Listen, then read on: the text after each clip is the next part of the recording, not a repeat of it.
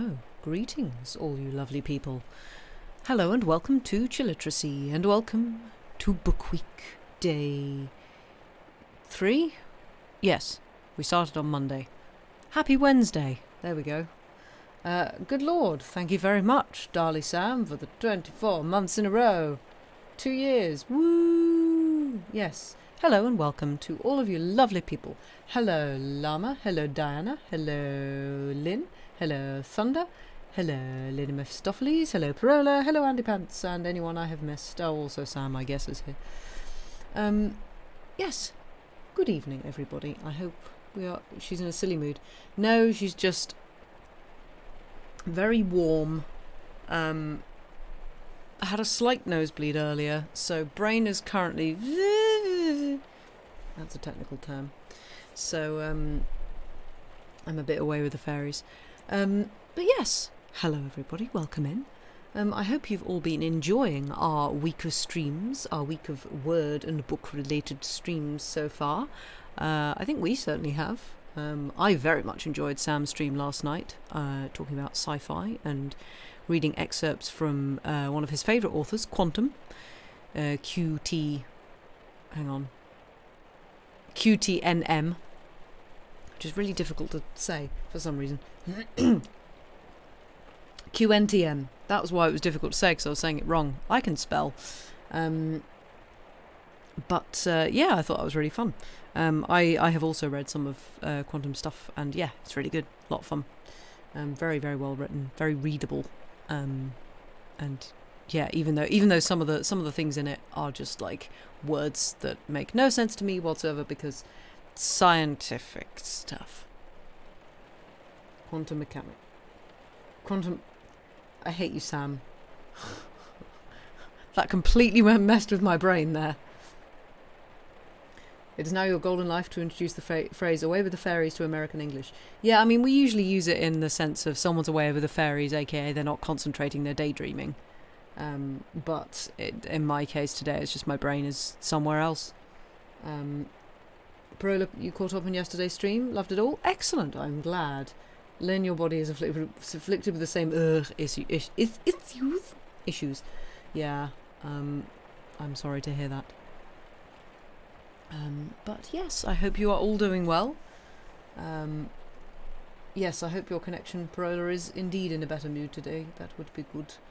Diana, you are caffeinated and writing. A good combination.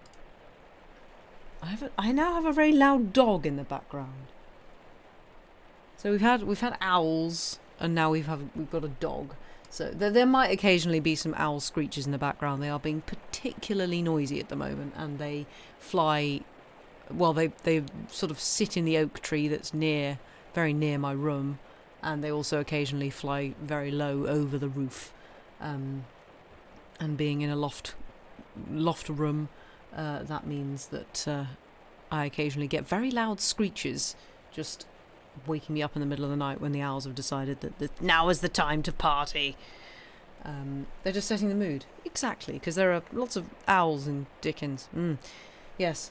But just doing owl things. Yeah, they're just having a great time. But yes.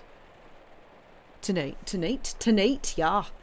Oh God, I'm doing well. The connection seems better? Good. Marvellous. Excellent. Tonight we shall be continuing with A Tale of Two Cities by our good pal Charles Dickens. You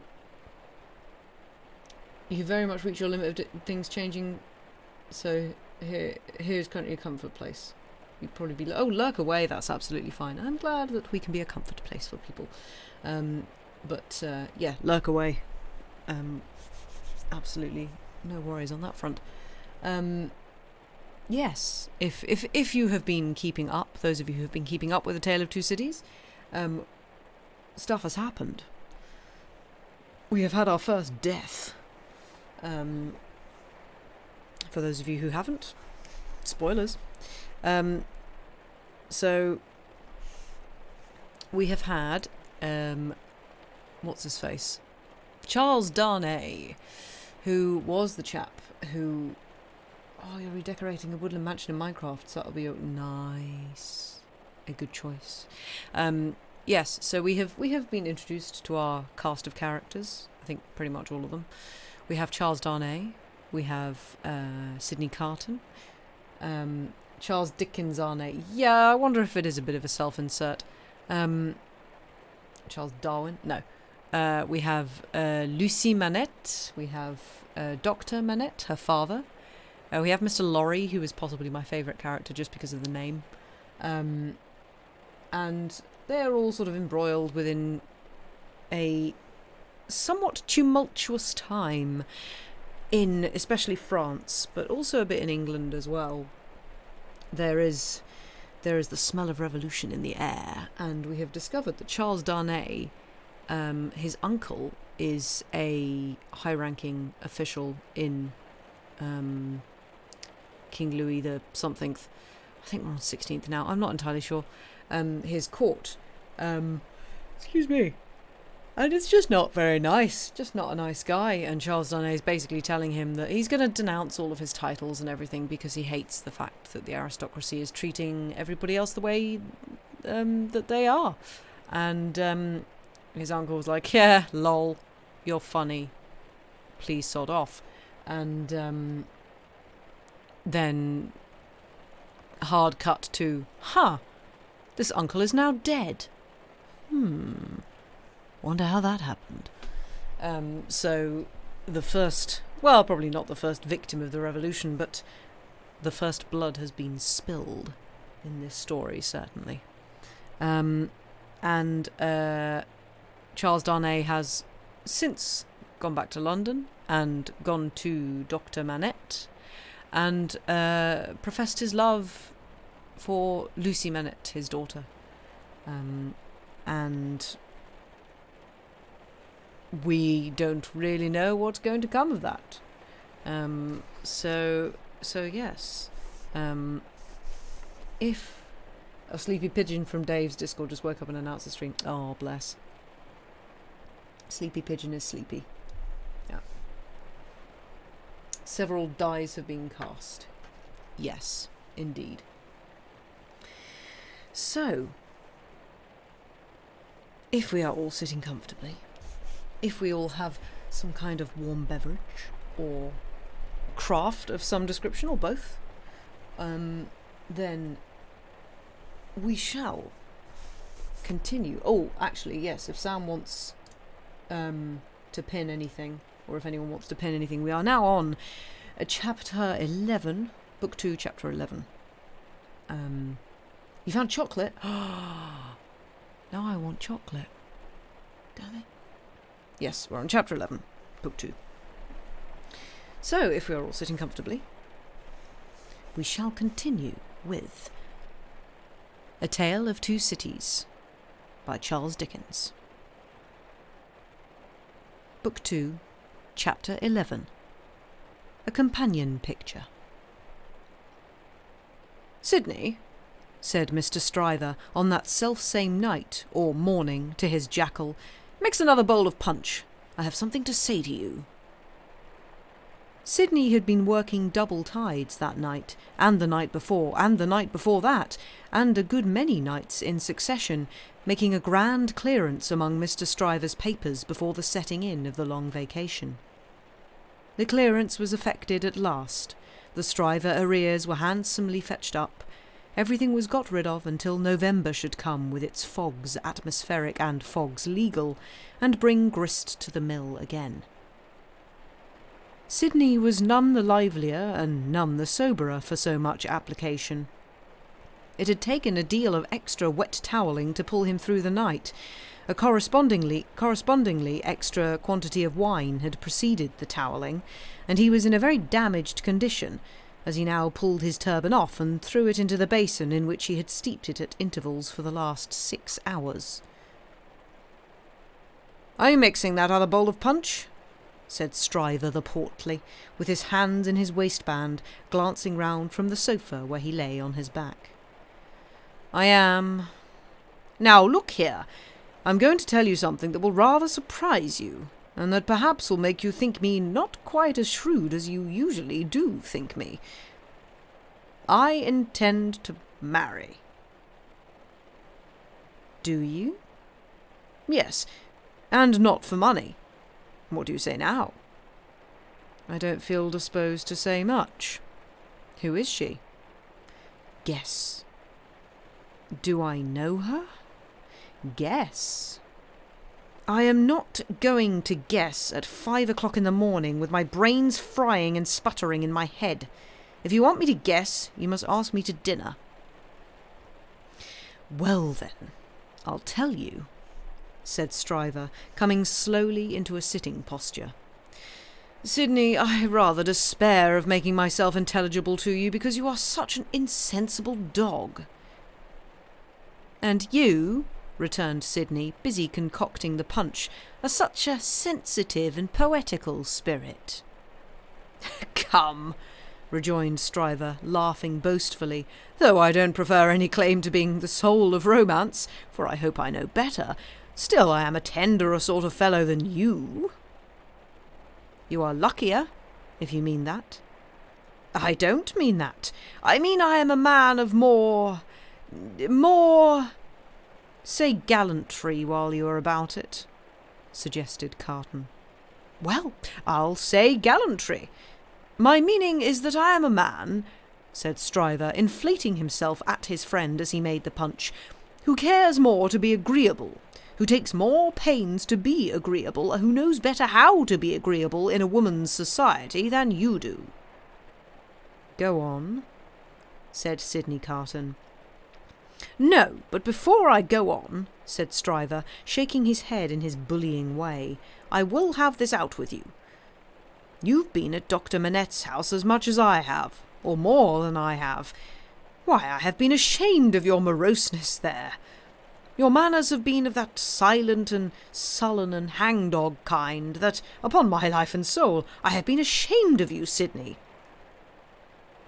It should be very, very beneficial to a man in your practice at the bar to be ashamed of anything, returned Sidney.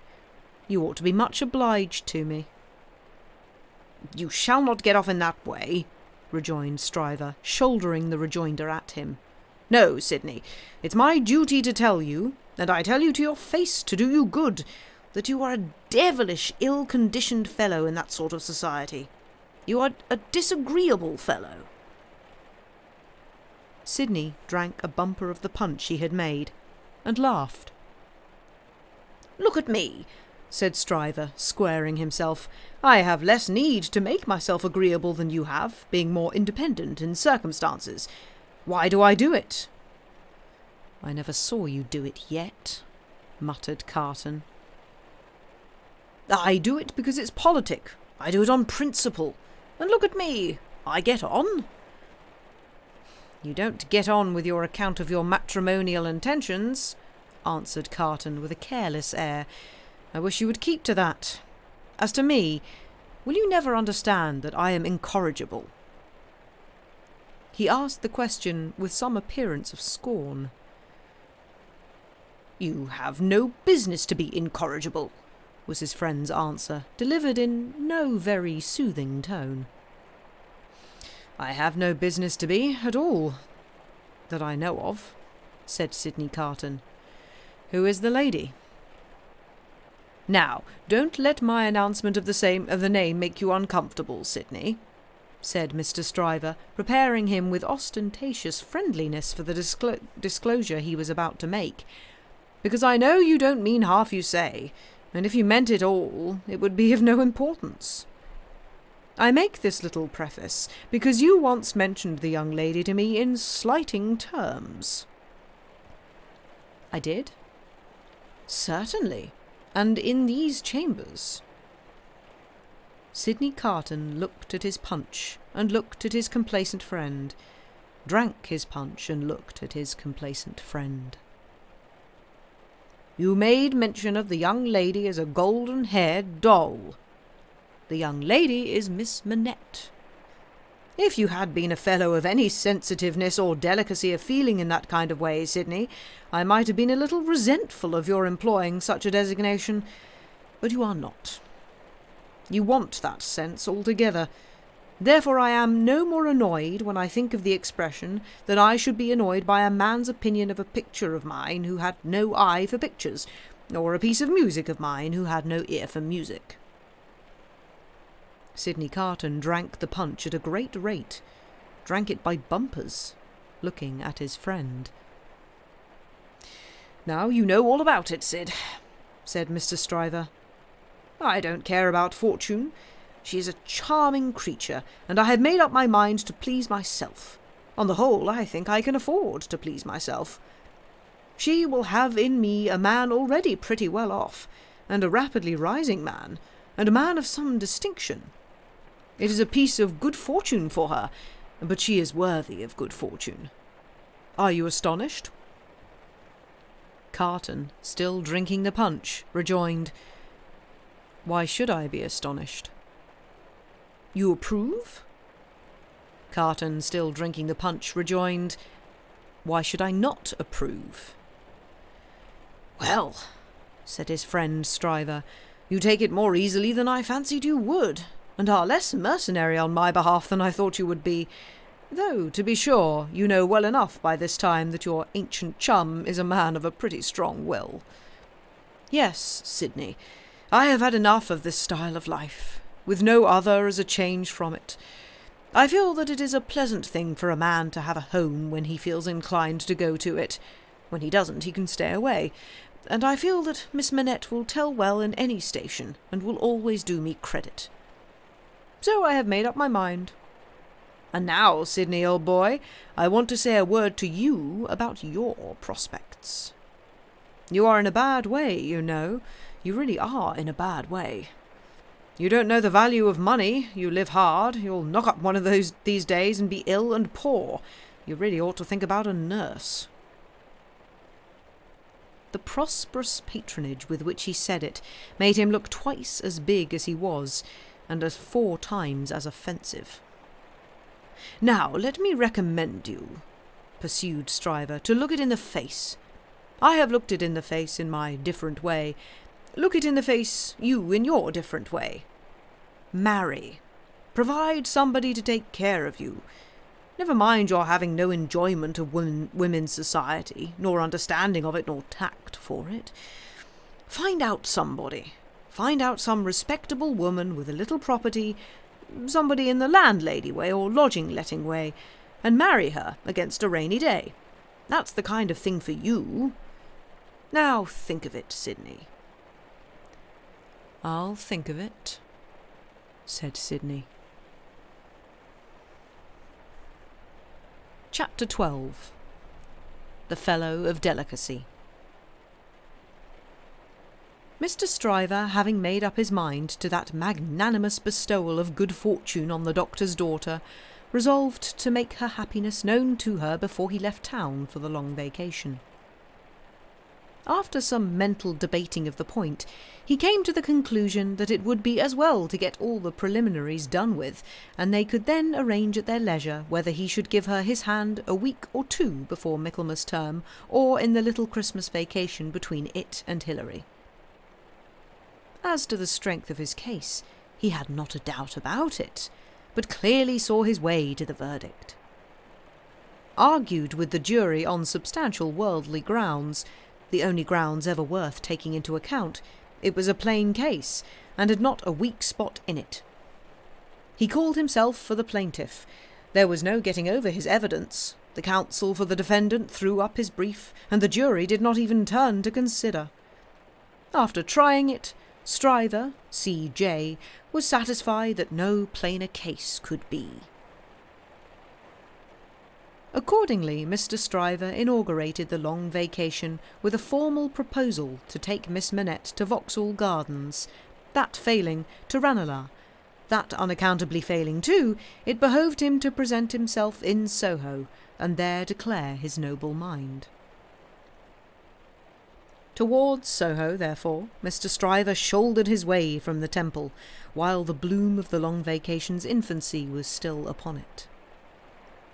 Anybody who had seen him projecting himself into Soho while he was yet on St. Dunstan's side of Temple Bar, bursting in his full-blown way among the pavement to the jostlement of all weaker people, might have seen how safe and strong he was. His way taking him past Tellson's, and he both banking at Tellson's and knowing Mr. Lorry as the intimate friend of the Manetts, it entered Mr. Stryver's mind to enter the bank and reveal to Mr. Lorry the brightness of the Soho horizon.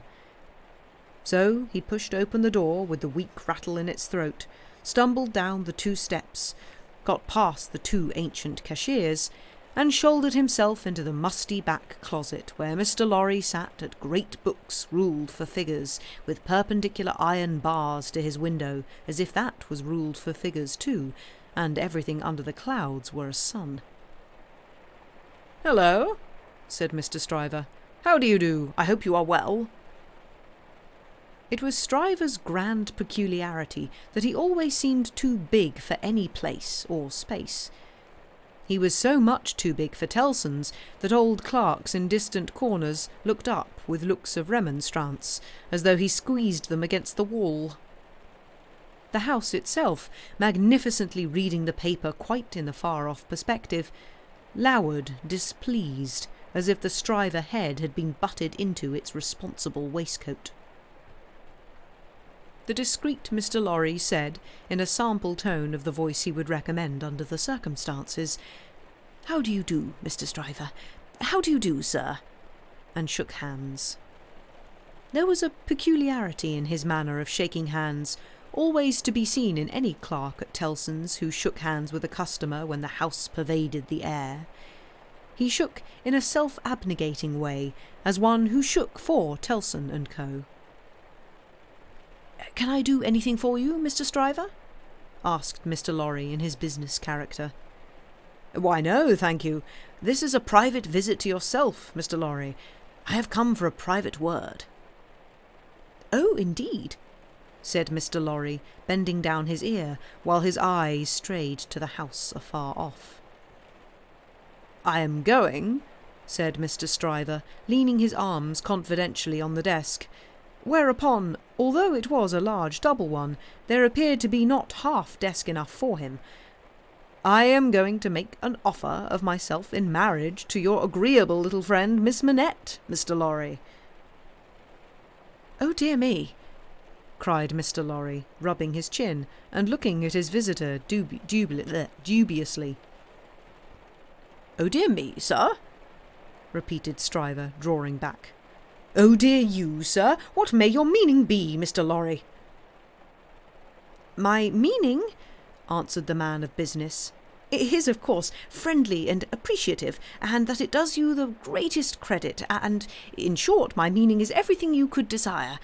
But, really, you know, Mr. Stryver—" Mr. Lorry paused and shook his head at him in the oddest manner, as if he were compelled against his will to add internally, "You know there really is so much too much of you." "Well," said Stryver, slapping the desk with his contentious hand, opening his eyes wider and taking a long breath, "if I understand you, Mr. Lorry, I'll be hanged." Mr. Lorry adjusted his little wig at both ears as a means towards that end, and bit the feather of a pen. "Damn it all, sir," said Stryver, staring at him, "am I not eligible?" Oh dear, yes, oh yes, you're eligible," said Mr. Lorry. "If you say eligible, you are eligible." "Am I not prosperous?" asked Stryver. "Oh, if you come to prosperous, you are prosperous," said Mr. Lorry. "And advancing?" "If you come to advancing, you know," said Mr. Lorry, delighted to be able to make another admission. "Nobody can doubt that." "Then what on earth is your meaning, Mr. Lorry?" demanded Stryver, perceptibly crestfallen. "Well, were you going there now?" asked Mr. Lorry. "Straight," said Stryver, with a plump of his fist on the desk. "Then I think I wouldn't, if I was you." "Why?" said Stryver. "Now I'll put you in a corner," forensically shaking a forefinger at him. "You are a man of business and bound to have a reason. State your reason. Why wouldn't you go?" "Because," said Mr. Lorry, "I wouldn't go on such an object without having some cause to believe that I should succeed." "Damn me!" cried Stryver, "but this beats everything." Mr. Lorry glanced at the distant house and glanced at the angry Stryver. "Here's a man of business, a man of years, a man of experience in a bank," said Stryver, "and having summed up 3 leading reasons for complete success, he says there's no reason at all. Says it with his head on." Mr. Stryver remarked upon the peculiarity as if it would have been infinitely less remarkable if he had said it with his head off. "When I speak of success, I speak of success with the young lady, and when I speak of causes and reasons to make success probable, I speak of causes and reasons that will tell as such with the young lady. The young lady, my good sir," said Mr. Lorry, mildly tapping the Stryver arm, the young lady goes before all." "Then you mean to tell me, Mr. Lorry," said Stryver, squaring his elbows, "that it is your deliberate opinion that the young lady at present in question is a mincing fool?" "Not exactly so. I mean to tell you, Mr. Stryver," said Mr. Lorry, reddening, "that I will hear no disrespectful word of that young lady from any lips, and if I knew any man, which I hope I do not, whose taste was so coarse, and whose temper was so overbearing, that he could not restrain himself from speaking disrespectfully of that young lady at this desk, not even Tellson's should prevent my giving him a piece of my mind." The necessity of being angry in a suppressed tone had put Mr. Stryver's blood vessels into a dangerous state when it was his turn to be angry. Mr. Lorry's veins, methodical as their courses could usually be, were in no better state now it was his turn. "That is what I mean to tell you, sir," said Mr. Lorry. "Pray let there be no mistake about it." Mr. Stryver sucked the end of a ruler for a little while, and then stood hitting a tune out of his teeth with it, which probably gave him the toothache. He broke the awkward silence by saying, "This is something new to me, Mr. Lorry. You deliberately advise me not to go up to Soho and offer myself, Stryver of the King's Bench Bar?" "Do you ask me for my advice, Mr. Stryver?" "Yes, I do." "Very good.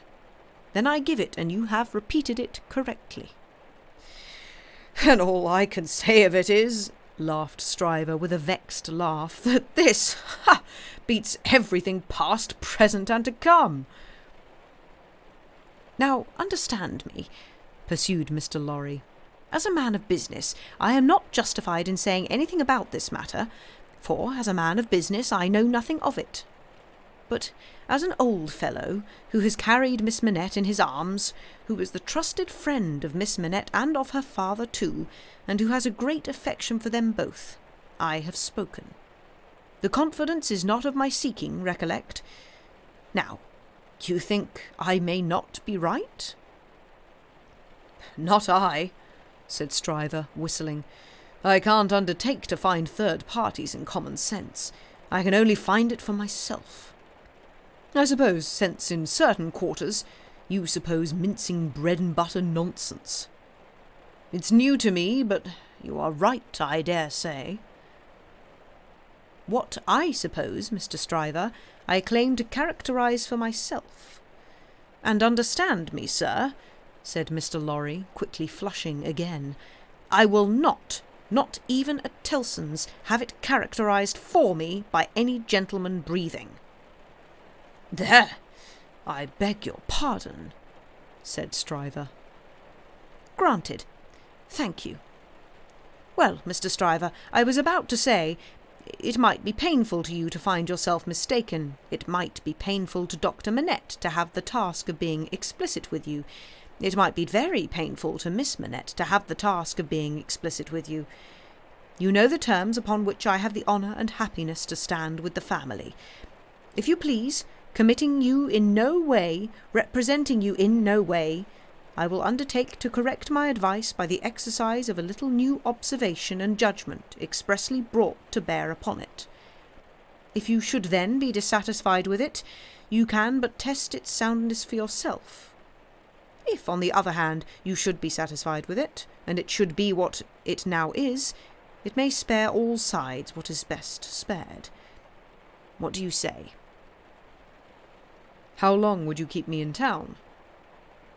"Oh, it is only the question of a few hours. I could go down to Soho in the evening and come to your chambers afterwards." "Then I say yes," said Stryver. "I won't go up there now. I am not so hot upon it as that comes to. I am not so hot upon it as that comes to. I say yes, and I shall expect you to look in tonight. Good morning." Then Mr. Stryver turned and burst out of the bank, causing such a concussion of air on his passage through that to stand up against it, bowing behind the two counters, required the utmost remaining strength of the two ancient clerks. Those venerable and feeble persons were always seen by the public in the act of bowing, and were popularly believed, when they had bowed a customer out, still to keep on bowing in the empty office until they bowed another customer in. The barrister was keen enough to divine that the banker would not have gone so far in his expression of opinion on any less solid ground than moral certainty. Unprepared as he was for the large pill he had to swallow, he got it down. "And now," said Mr. Stryver, shaking his forensic forefinger at the temple in general when it was down, "my way out of this is to put you all in the wrong." It was a bit of the art of an Old Bailey tactician, in which he found great relief. "You shall not put me in the wrong, young lady," said Mr. Stryver. "I'll do that for you." Accordingly, when Mr. Lorry called that night, as late as 10 o'clock, Mr. Stryver, among a quantity of books and papers littered out for the purpose, seemed to have nothing less on his mind than the subject of the morning. He even showed surprise when he saw Mr. Lorry, and was altogether in an absent and preoccupied state. "Well," said that good-natured emissary, after a full half-hour of bootless attempts to bring him round to the question, "I have been to Soho."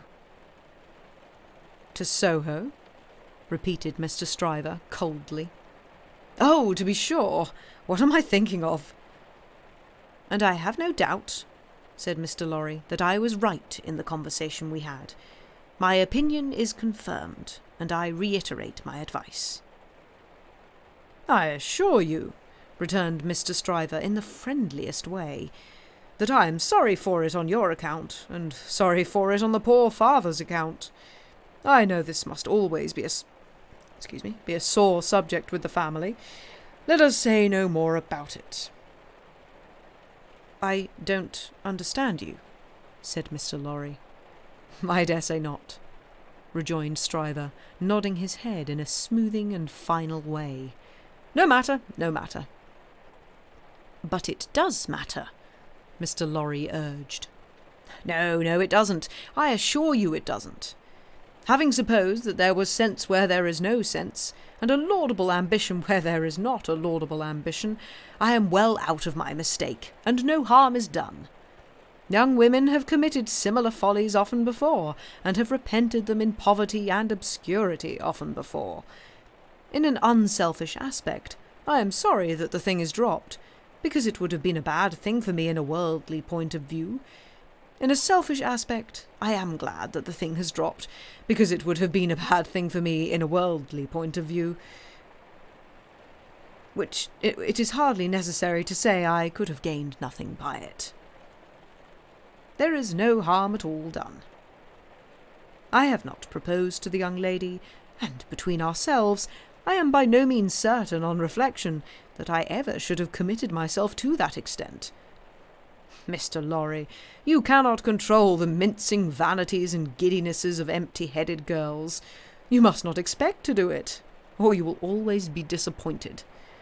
Now, pray say no more about it. I tell you, I regret it on account of others, but I am satisfied on my own account. And I am really very much obliged to you for allowing me to sound you, and for giving me your advice. You know the young lady better than I do. You were right. It never would have done. Mr. Lorry was so taken aback that he looked quite stupidly at Mr. Stryver shouldering him towards the door, with an appearance of showering generosity, forbearance, and goodwill on his erring head. "Make the best of it, my dear sir," said Stryver. "Say no more about it. Thank you again for allowing me to sound you. Good night."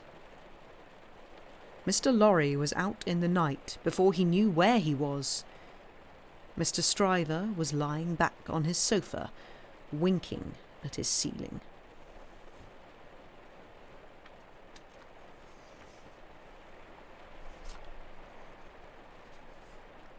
Chapter 13.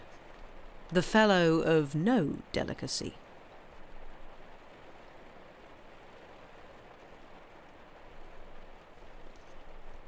If Sidney Carton ever shone anywhere, he certainly never shone in the house of Dr. Manette. He had been there often, during a whole year, and had always been the same moody and morose lounger there. When he cared to talk, he talked well, but the cloud of caring for nothing which overshadowed him with such a fatal darkness was very rarely pierced by the light within him. And yet he did care for something. And yet he did care something for the streets that environed that house, and for the senseless stones that made their pavements.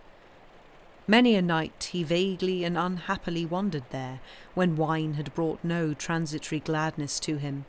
Many a dreary daybreak revealed his solitary figure lingering there, and still lingering there when the first beams of the sun brought into strong relief removed beauties in architecture, in spires of churches and lofty buildings, as perhaps the quiet time brought some sense of better things, else forgotten and unattainable, into his mind. Of late, the neglected bed in the Temple Court had known him more scantily than ever, and often when he had thrown himself upon it no longer than a few minutes, he had got up again and haunted that neighbourhood. On a day in August, when Mr. Stryver, after notifying to his jackal that he had thought better of that marrying matter, had carried his delicacy into Devonshire, and when the sight and scent of flowers in the city streets had some waifs of goodness in them for the worst, of health for the sickliest, and of youth for the oldest, Sidney's feet still trod those stones. From being irresolute and purposeless, his feet became animated by an intention, and in the working out of that intention, they took him to the doctor's door.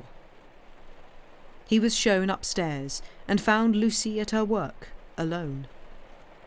She had never been quite at her ease with him, and received him with some little embarrassment as he seated himself near her table. But, looking up at his face in the interchange of the first few commonplaces, she observed a change in it. "I fear you are not well, Mr. Carton." "No, but the life I lead, Miss Manette, is not conducive to health. What is to be expected of or by such profligates?" "Is it not— forgive me, I have begun the question on my lips— a pity to live no better life?" "God knows it is a shame." "Then why not change it?" Looking gently at him again, she was surprised and saddened to see that there were tears in his eyes. There were tears in his voice, too, as he answered. "It is too late for that. I shall never be better than I am. I shall sink lower and be worse." He leaned an elbow on her table, and covered his eyes with his hand. The table trembled in the silence that followed. She had never seen him softened, and was much distressed. He knew her to be so, without looking at her, and said, "Pray forgive me, Miss Manette. I break down before the knowledge of what I want to say to you." "Will you hear me?" "If it will do you any good, Mr. Carton, if it would make you happier, it would make me very glad." "God bless you for your sweet compassion." He unshaded his face after a little while, and spoke steadily. "Don't be afraid to hear me. Don't shrink from anything I say. I am like one who died young. All my life might have been." "No, Mr. Carton, I am sure that the best part of it might still be. I am sure that you might be much, much worthier of yourself." "Say of you, Miss Manette, and although I know better, although in the mystery of my own wretched heart I know better, I shall never forget it." She was pale and trembling. He came to her relief with a fixed despair of himself which made the interview unlike any other that could have been holden. "If it had been possible, Miss Manette, that you could have returned the love of the man you see before you, self-flung away, wasted, drunken, poor creature of misuse as you know him to be, he would have been conscious this day and hour, in spite of his happiness, that he would bring you to misery, bring you to sorrow and repentance, blight you, disgrace you, pull you down with him. I know very well that you can have no tenderness for me. I ask for none. I am even thankful that it cannot be." "Without it, can I not save you, Mr. Carton? Can I not recall you, forgive me again, to a better course? Can I in no way repay your confidence? I know this is a confidence," she modestly said, after a little hesitation and in earnest tears. "I know you would say this to no one else. Can I turn it to no good account for yourself, Mr. Carton?" He shook his head. "To none. No, Miss Manette, to none. If you will hear me through a very little more, all you can ever do for me is done. I wish you to know that you have been the last dream of my soul. In my degradation I have not been so degraded but that the sight of you with your father, and of this home made such a home by you, has stirred old shadows that I thought had died out of me. Since I knew you, I have been troubled by a remorse that I thought would never approach me again, and have heard whispers from old voices impelling me upward that I thought were silent forever. I have had unformed ideas of striving afresh, beginning anew, shaking off sloth and sensuality, and fighting out the abandoned fight. A dream, all a dream that ends in nothing and leaves the sleeper where he lay down. But I wish you to know that you inspired it." "Will nothing of it remain? Oh, Mr. Carton, think again, try again." "No, Miss Manette. All through it I have known myself to be quite undeserving. And yet I have had the weakness, and have still the weakness, to wish you to know with what a sudden mastery you kindled me, heap of ashes that I am, into a fire, however, inseparable in its nature from myself, quickening nothing, lighting nothing, doing no service, idly burning away. Since it is my misfortune, Mr. Carton, to have made you more unhappy than you were before you knew me, don't say that, Miss Manette, for you would have reclaimed me, if anything could. You will not be the cause of my becoming worse. Since the state of your mind that you describe is, at all events, attributable to some influence of mine, this is what I mean, if I can make it plain. Can I use no influence to serve you? Have I no power for good with you at all? The utmost good that I am capable of now, Miss Manette, I have come here to realise. Let me carry through the rest of my misdirected life the remembrance that I opened my heart to you, last of all the world, and that there was something left in me at this time which you could deplore and pity. Which I entreated you to believe again and again, most fervently, with all my heart, was capable of better things, Mr. Carton. Entreat me to believe it no more, Miss Manette. I have proved myself, and I know better. I distress you. I draw fast to an end. Will you let me believe, when I recall this day, that the last confidence of my life was reposed in your pure and innocent breast, and that it lies there alone, and will be shared by no one? If that will be a consolation to you, yes. Not even by the dearest one ever to be known to you? Mr. Carton, she answered, after an agitated pause, the secret is yours, not mine, and I promise to respect it. Thank you. And again, God bless you. He put her hands to his lips and moved towards the door. Be under no apprehension, Miss Manette, of my ever resuming this conversation by so much as a passing word. I will never refer to it again. If I were dead, that could not be surer than it is henceforth. In the hour of my death I shall hold sacred the one good remembrance, and shall thank and bless you for it, that my last avowal of myself was made to you, and that my name and faults and miseries were gently carried in your heart. May it otherwise be light and happy. He was so unlike what he had ever shown himself to be, and it was so sad to think how much he had thrown away, and how much he every day kept down and perverted, that Lucy Manette wept mournfully for him as he stood looking back at her. Be comforted, he said. I am not worth such feeling, Miss Manette. An hour or two hence, and the low companions and low habits that I scorn but yield to will render me less worth such tears as those than any wretch who creeps along the streets. Be comforted. But within myself I shall always be towards you what I am now, though outwardly I shall be what you have heretofore seen me. The last supplication but one I make to you is that you will believe this of me. I will, Mr. Carton.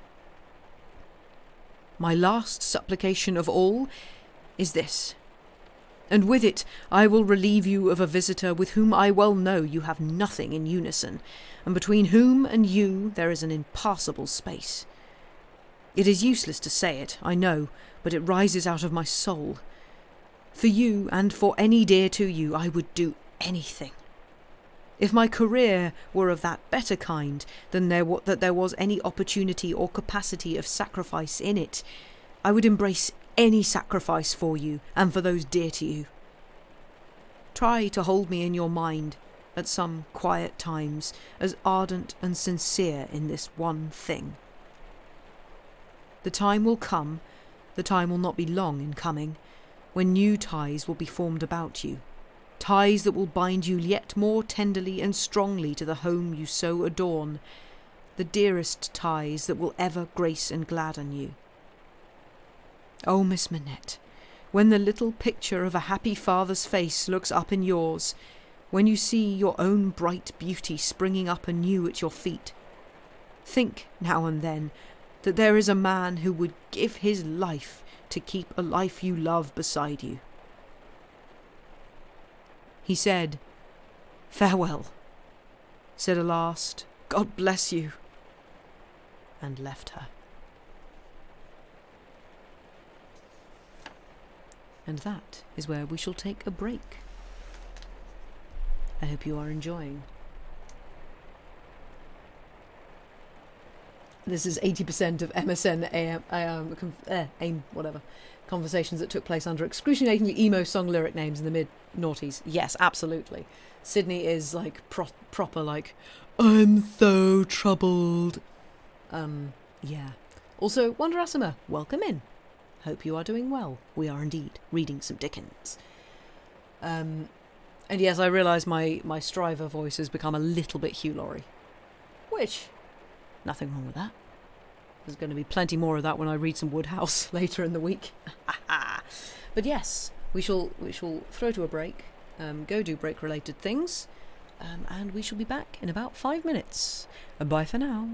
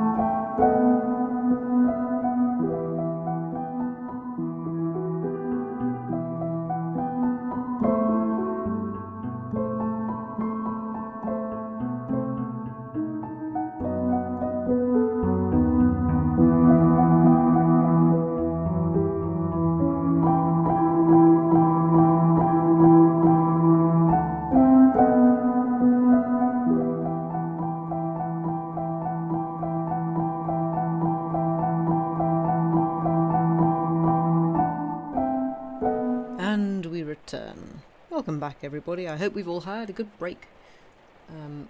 Prola saying that you found chocolate earlier. I went in search of chocolate. I found chocolate. I have consumed chocolate. Everything is better. Lovely. That's not chocolate, that's water. But yeah, God, Sydney, dude. Please do not do that to women. Or, quite frankly, anyone.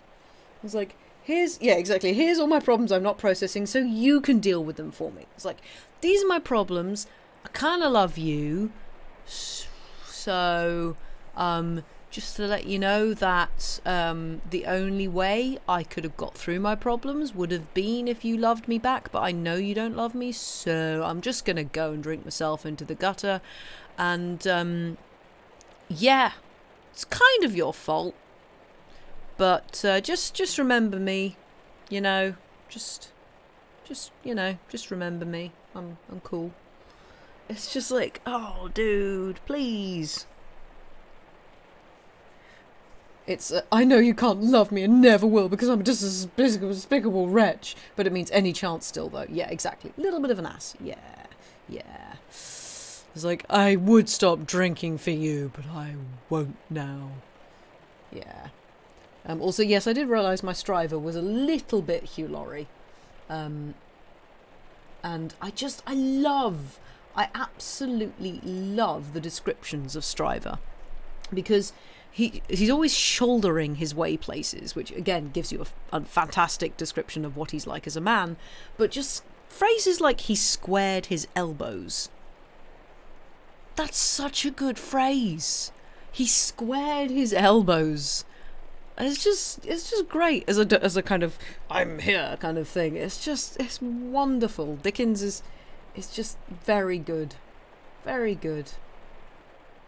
Just getting those little details in about someone's presence. Let's say, oh, excuse me. I also just like the idea of that whole sort of angry conversation between him and Mr. Lorry. As being just whispered in a bank somewhere. It's like, don't be angry with you, but I can't speak up. The physical embodiment of the harumph. Yes, exactly. But yes, I hope you're enjoying so far. We now have 3 men who wish to marry Lucy Manette. Oh no, I'm sure that'll all work out just fine. I might, this next chapter, we'll see how long it goes. There's one, yeah, the next chapter is sort of shortish, but then the chapter after that is really quite long. So, yeah.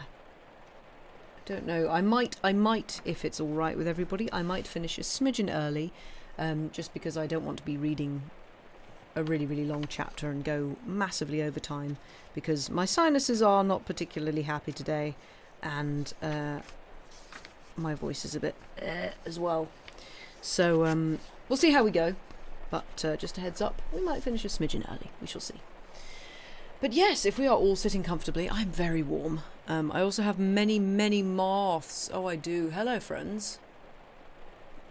Great, you're going to eat my clothes. Lots of little clothes moths just hanging around, flying around my lamp. It's all fine. So they'll probably interrupt the reading at some point. But yes, if everybody is sitting comfortably, has a drink, all of the usual, then we shall continue with Chapter 14, The Honest Tradesman. To the eyes of Mr. Jeremiah Cruncher, sitting on his stool in Fleet Street with his grisly urchin beside him, a vast number and variety of objects in movement were every day presented. Who could sit upon anything in Fleet Street during the busy hours of the day and not be dazed and deafened by two immense processions, one ever tending westward with the sun, the other ever tending eastward from the sun, both ever tending to the plains beyond the range of red and purple where the sun goes down. With his straw in his mouth, Mr. Cruncher sat watching the two streams, like the heathen rustic who has for several days been on duty watching one stream, saving that Jerry had no expectation of their ever running dry. Nor would it have been an expectation of a hopeful kind, since a small part of his income was derived from the pilotage of timid women, mostly of a full habit and past the middle term of life, from Tellson's side of the tides to the opposite shore. Brief as such companionship was in every separate instance, Mr. Cruncher never failed to become so interested in the lady as to express a strong desire to have the honour of drinking her very good health. And it was from the gifts bestowed upon him towards the execution of this benevolent purpose that he recruited his finances, as just now observed. Time was when a poet sat upon a stool in a public place and mused in the sight of men. Mr. Cruncher, sitting on a stool in a public place, but not being a poet, mused as little as possible, and looked about him. It fell out that he was thus engaged in a season where crowds were few and belated women few, and when his affairs in general were so unprosperous as to awaken a strong suspicion in his breast that Mrs. Cruncher must have been flopping in some pointed manner, when an unusual concourse pouring down Fleet Street westward attracted his attention. Looking that way, Mr. Cruncher made out that some kind of funeral was coming along, and that there was popular objection to this funeral, which engendered uproar. "Young Jerry," said Mr. Cruncher, turning to his offspring, "it's a burying." "Hurrah, father!" cried young Jerry. The young gentleman uttered this exultant sound with mysterious significance. The elder gentleman took the cry so ill that he watched his opportunity and smote the young gentleman on the ear. "What do you mean? What are you hurrahing at? What do you want to convey to your own father, you young rip? This boy is getting too many for me," said Mr. Cruncher, surveying him and his hurrahs. "Don't let me hear no more of you, or you shall feel some more of me. Do you hear?" "I won't do no harm," young Jerry protested, rubbing his cheek. "Drop it then," said Mr. Cruncher. "I won't have none of your no harms. Get atop of that there seat and look at the crowd." His son obeyed, and the crowd approached. They were bawling and hissing round a dingy hearse and dingy mourning coach, in which mourning coach there was only one mourner, dressed in the dingy trappings that were considered essential to the dignity of the position. The position appeared by no means to please him, however, with an increasing rabble surrounding the coach, deriding him, making grimaces at him, and incessantly groaning and calling out, "Yah, spies! Tchah, yah, spies!" with many compliments too numerous and forcible to repeat. Funerals had at all times a remarkable attraction for Mr. Cruncher.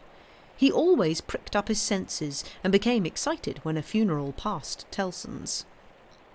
Naturally, therefore, a funeral with this uncommon attendance excited him greatly, and he asked of the first man who ran against him, "What is it, brother?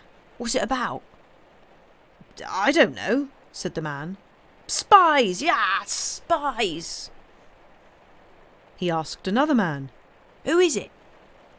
"I don't know," returned the man, clapping his hands to his mouth nevertheless, and vociferating in a surprising heat and with the greatest ardour, "Spies! Yeah, spies!"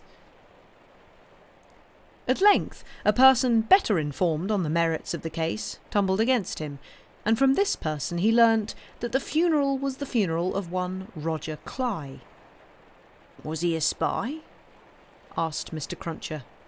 "Old Bailey spy," returned his informant. "Yah, Old Bailey spies!" "Why, to be sure," exclaimed Jerry, recalling the trial at which he had assisted. "I've seen him." "Dead, is he?" "Dead as mutton," returned the other, "and can't be too dead. Have 'em out there, spies! Pull 'em out there, spies!" The idea was so acceptable in the prevalent absence of any idea that the crowd caught it up with eagerness, and loudly repeating the suggestion to have 'em out and to pull 'em out, mobbed the two vehicles so closely that they came to a stop. On the crowd's opening the coach doors, the one mourner scuffled out of himself and was in their hands for a moment, but he was so alert and made such good use of his time that in another moment he was scouring away up a by-street, after shedding his cloak, hat, long hatband, white pocket handkerchief, and other symbolical tears. These the people tore to pieces and scattered far and wide with great enjoyment, while the tradesmen hurriedly shut up their shops, for a crowd in those times stopped at nothing, and was a monster much dreaded. They had already got the length of opening the hearse to take the coffin out, when some brighter genius proposed instead its being escorted to its destination amidst general rejoicing. Practical suggestions being much needed, this suggestion too was received with acclamation, and the coach was immediately filled with 8 inside and a dozen out, while as many people got on the roof of the hearse as could, by any exercise of ingenuity, stick upon it. Among the first of these volunteers was Jerry Cruncher himself, who modestly concealed his spiky head from the observation of Tellson's in the further corner of the mourning coach. The officiating undertakers made some protest against these changes in the ceremonies, but the river being alarmingly near, and several voices remarking on the efficacy of cold immersion in bringing refractory members of the profession to reason, the protest was faint and brief. The remodelled procession started, with a chimney sweep driving the hearse, advised by the regular driver who was perched beside him under close inspection for the purpose, and with a pieman, also attended by his cabinet minister, driving the mourning coach. A bear leader, a popular street character of the time, was impressed as an additional ornament, before the cavalcade had gone far down the Strand, and his bear, who was black and very mangy, gave quite an undertaking air to that part of the procession in which he walked. Thus, with beer-drinking, pipe-smoking, song-roaring, and infinite caricaturing of woe, the disorderly procession went its way, recruiting at every step, and all the shops shutting up before it. Its destination was the old church of St. Pancras, far off in the fields. It got there in the course of time, insisted on pouring into the burial ground, finally accomplished the interment of the deceased Roger Cly in its own way, and highly to its own satisfaction.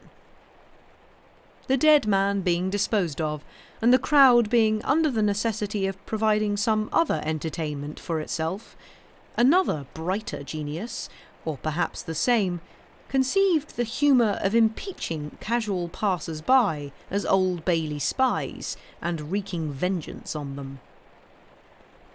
chase was given to some scores of inoffensive persons who had never been near the Old Bailey in their lives, in the realisation of this fancy, and they were roughly hustled and maltreated.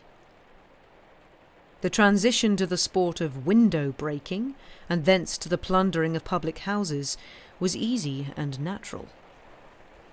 At last, after several hours, when sundry summer-houses had been pulled down and some area railings had been torn up to arm the more belligerent spirits, a rumour got about that the guards were coming.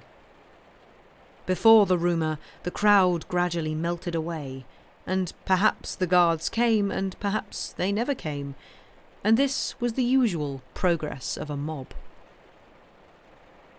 Mr. Cruncher did not assist at the closing sports, but had remained behind in the churchyard to confer and condole with the undertakers. The place had a soothing influence on him. He procured a pipe from a neighbouring public house and smoked it, looking in at the railings and maturely considering the spot. "Jerry," said Mr. Cruncher, apostrophising himself in his usual way, you see that there Cly that day, and you see with your own eyes that he was a young un and a straight maiden. Having smoked his pipe out, and ruminated a little longer, he turned himself about that he might appear before the hour of closing on his station at Tellson's. Whether his meditations on mortality had touched his liver, or whether his general health had been previously at all amiss, or whether he desired to show a little attention to an eminent man, is not so much to the purpose as that he made a short call upon his medical adviser, a distinguished surgeon, on his way back.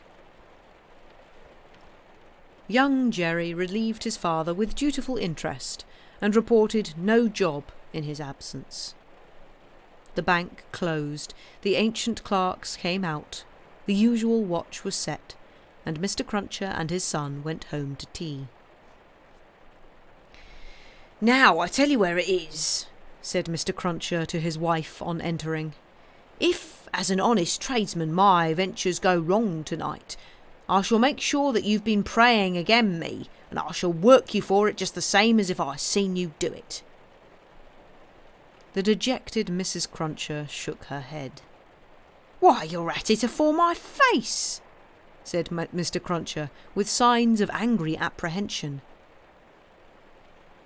"I am saying nothing." "Well then, don't meditate nothing. You might as well flop as meditate. You may as well go against me one way or other. Drop it altogether." "Yes, Jerry."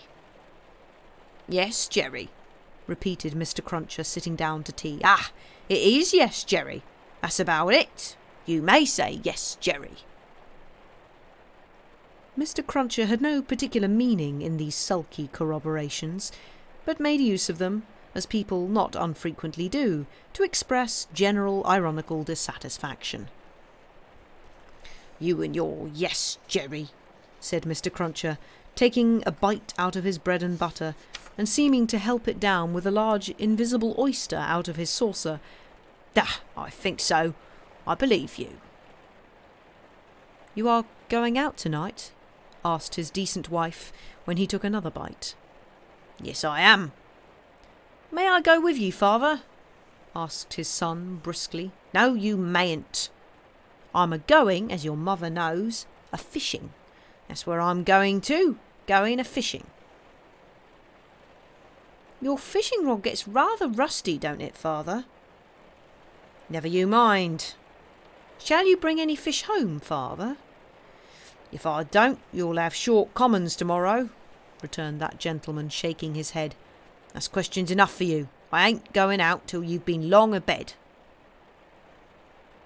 He devoted himself during the remainder of the evening to keeping a most vigilant watch on Mrs. Cruncher, and sullenly holding her in conversation that she might be prevented from meditating any petitions to his disadvantage. With this view, he urged his son to hold her in conversation also, and led the unfortunate woman a hard life by dwelling on any causes of complaint he could bring against her, rather than he would leave her for a moment to her own reflections. The devoutest person could have rendered no greater homage to the efficacy of an honest prayer than he did in this distrust of his wife. It was as if a professed unbeliever in ghosts should be frightened by a ghost story. "Now mind you," said Mr. Cruncher, "no games tomorrow. If I, as an honest tradesman, succeed in providing a joint of meat or two, none of your not touching of it and sticking to bread. If I, as an honest tradesman, am able to provide a little beer, none of your declaring on water. When you go to Rome, do as Rome does. Rome will be an ugly customer to you if you don't. I'm your Rome, you know." Then he began grumbling again. "With you flying into the face of your own wittles and drink, I don't know how scarce you mayn't make the wittles and drink here by your flopping tricks and your unfeeling conduct. Look at your boy. He is yawn, ain't he? He's thin as a lathe. Do you call yourself a mother and not know that a mother's first duty is to blow her boy out?" This touched young Jerry on a tender place, who adjured his mother to perform her first duty, and whatever else she did or neglected, above all things to lay especial stress on the discharge of that maternal function so affectingly and delicately indicated by his other parent.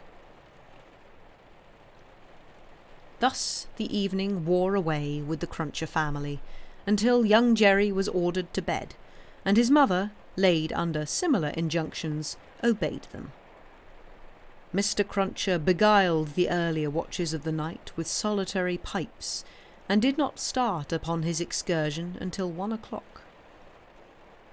Towards that small and ghostly hour he rose up from his chair, took a key out of his pocket, opened a locked cupboard, and brought forth a sack, a crowbar of convenient size, a rope and chain, and other fishing tackle of that nature. Disposing these articles about him in skilful manner, he bestowed a parting defiance on Mrs. Cruncher, extinguished the light, and went out. Young Jerry, who had only made a feint of undressing when he went to bed, was not long after his father. Under cover of darkness he followed out of the room, followed down the stairs, followed down the court, followed out into the streets. He was in no uneasiness concerning his getting into the house again, for it was full of lodgers, and the door stood ajar all night. Impelled by a laudable ambition to study the art and mystery of his father's honest calling, young Jerry, keeping as close to house fronts, walls, and doorways as his eyes were close to one another, held his honoured parent in view. The honoured parent, steering northward, had not gone far when he was joined by another disciple of Isaac Walton, and the two trudged on together. Within half an hour from the first starting, they were beyond the winking lamps, and the more than winking watchman, and were out upon a lonely road. Another fisherman was picked up here, and that so silently that if young Jerry had been superstitious, he might have supposed the second follower of the gentle craft to have, all of a sudden, split himself into two.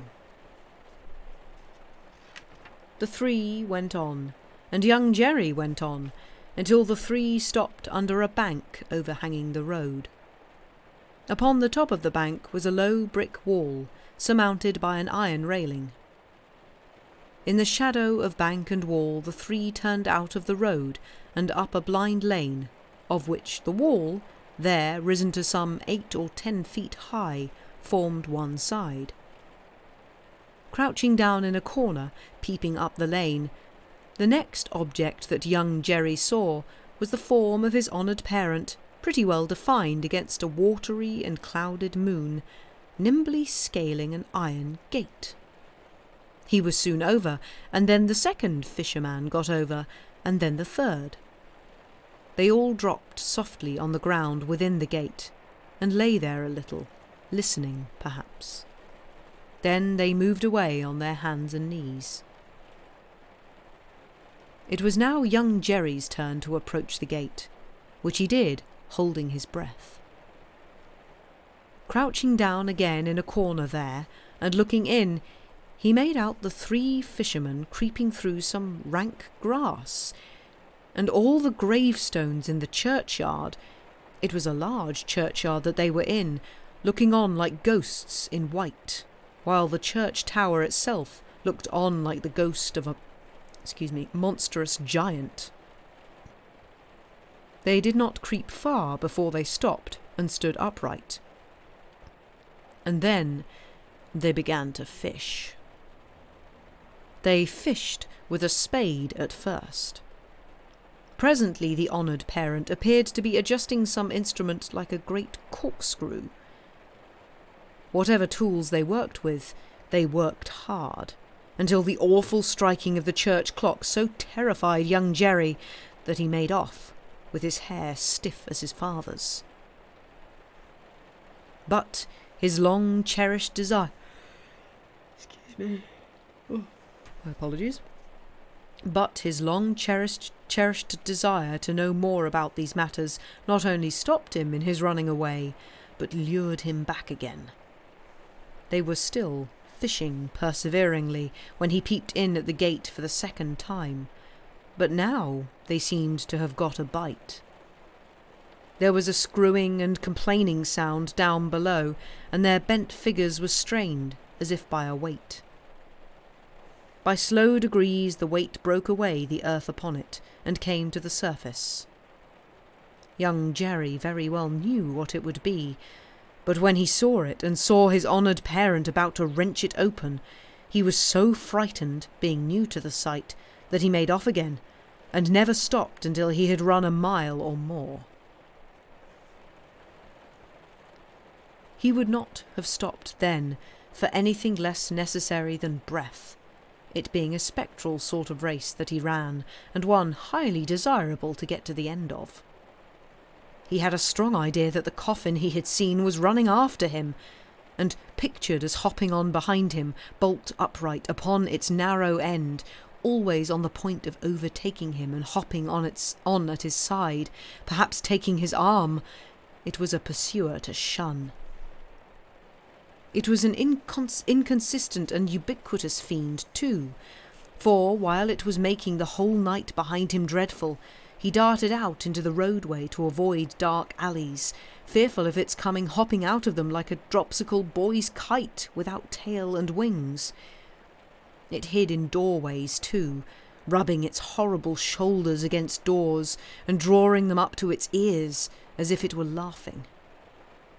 It got into shadows on the road and lay cunningly on its back to trip him up. All this time it was incessantly hopping on behind and gaining on him, so that when the boy got to his own door he had reason for being half dead. And even then it would not leave him, but followed him upstairs with a bump on every stair, scrambled into bed with him, and bumped down, dead and heavy, on his breast when he fell asleep. From his oppressed slumber, young Jerry in his closet was awakened after daybreak and before sunrise by the presence of his father in the family room.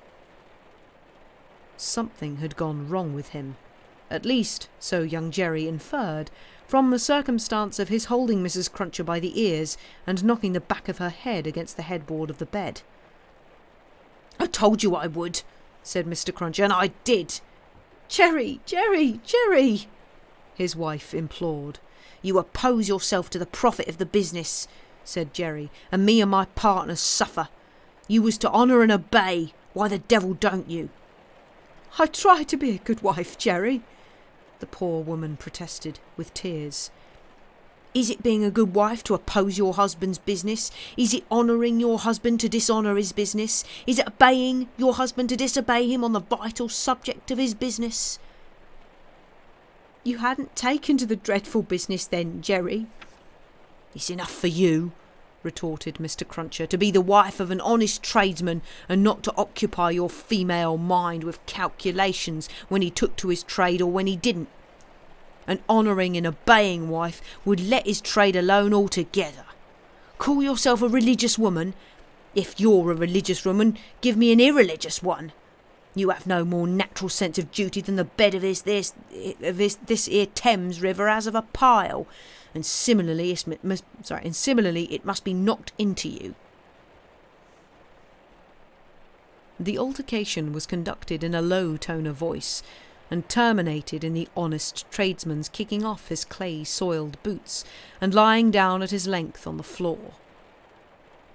After taking a timid peep at him lying on his back, with his rusty hands under his head for a pillow, his son lay down too and fell asleep again. There was no fish for breakfast, and not much of anything else.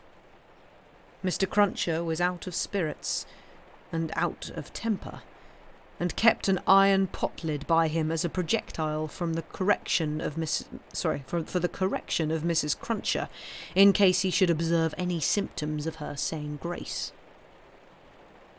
He was brushed and washed at the usual hour, and set off with his son to pursue his ostensible calling. Young Jerry, walking with the stool under his arm at his father's side along sunny and crowded Fleet Street, was a very different young Jerry from him of the previous night, running home through darkness and solitude from his grim pursuer. His cunning was fresh with the day, and his qualms were gone with the night, in which particulars it is not improbable that he had compeers in Fleet Street and the City of London that fine morning. "Father," said young Jerry as they walked along, taking care to keep at arm's length and to have the stool well between them, "what's a resurrection man?" Mr. Cruncher came to a stop on the pavement before he answered. "How should I know?" "I thought you knowed everything, father," said the artless boy. "Well," returned Mr. Cruncher, going on again and lifting off his hat to give his spikes free play, "he's a tradesman." "What's his goods, father?" asked the brisk young Jerry. "His goods," said Mr. Cruncher, after turning it over in his mind, "is a branch of scientific goods." "Persons' bodies, ain't it, father?" asked the lively boy. "I believe it is something of that sort," said Mr. Cruncher. "Oh, father, I should so like to be a resurrection man when I'm quite growed up." Mr. Cruncher was soothed, but shook his head in a dubious and moral way. "It depends on how you develop your talents. Be careful to develop your talents, and never to say no more than you can never say no more than you can help to nobody, and there's no telling at the present time what you may not come to be fit for." As young Jerry, thus encouraged, went on a few yards in advance to plant the stool in the shadow of the bar, Mr. Cruncher added to himself, "Jerry, you honest tradesman, there's hopes what that boy will yet be a blessing to you, and a recompense to you for his mother."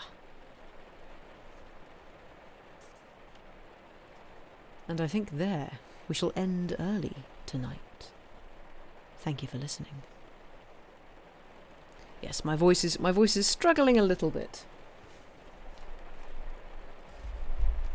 So I thought we should finish there before I get a bit croaky and can't read on Friday. Yes, some shout-outs, yes. Wanderasimer, woo! Wanderasimer's wonderful and reads cool things. I believe he's currently on Kafka's Metamorphosis, I believe. I think. But yes, if you like the stuff we do here, you will also like the stuff Wanderasimer does. And Stephen's shout-out didn't seem to work. There we go. Also Stephen, who we will probably be raiding over to shortly.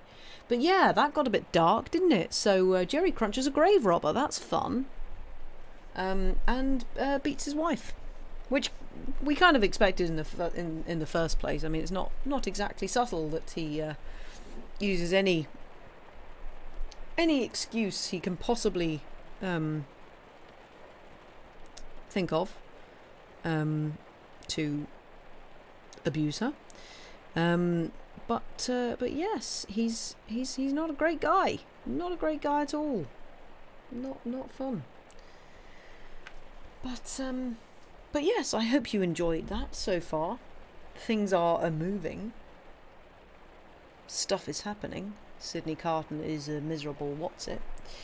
And wow, Daddy, I want to be a grave robber when I grow up. Yep. All good things. All fine and normal things to want. I do quite like quite like the term resurrection man though. That's quite fun. Well, fun, but you know. But yes, I hope you all enjoyed that. Thank you all ever so much for being here. Your connection let you hear all. Oh wow, I have forgotten entirely how to speak now. Your connection let you hear almost all of it. Yay! That is great. Good news, Parola. I am very glad to hear that. Marvellous. But yes, that is where we shall end for tonight. Before we raid over or finish, I will give you an update of what we got next. And oh, hello. Hi, Joe. Hope you're well. Very nice to see you here. What was I saying? Yes, book week. So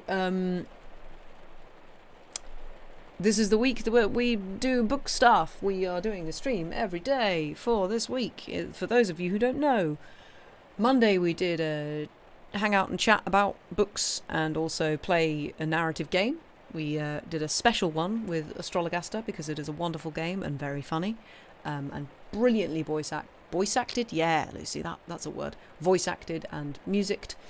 Yesterday, Sam chatted about sci-fi and read a few bits and bobs from Quantum, a excellent sci-fi author. Today, obviously, you had Tale of Two Cities, read by moi. Tomorrow, Sam will be revisiting some of the old stories that we read sort of when we first started, as a little bit of a nostalgia trip. Trip down memory lane. So, for those of you who feel like listening to something that you may or may not have heard already, do tune in for that tomorrow night.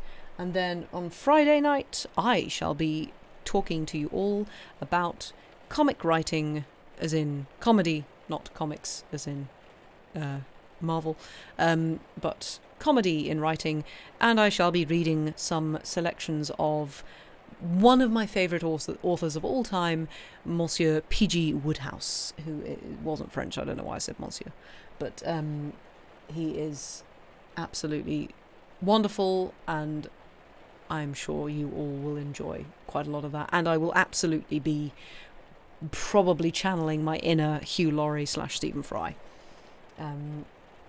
And then on Saturday, you'll be getting Sam with his usual short story installments. I don't know what he's planning on reading. I'm not sure he does.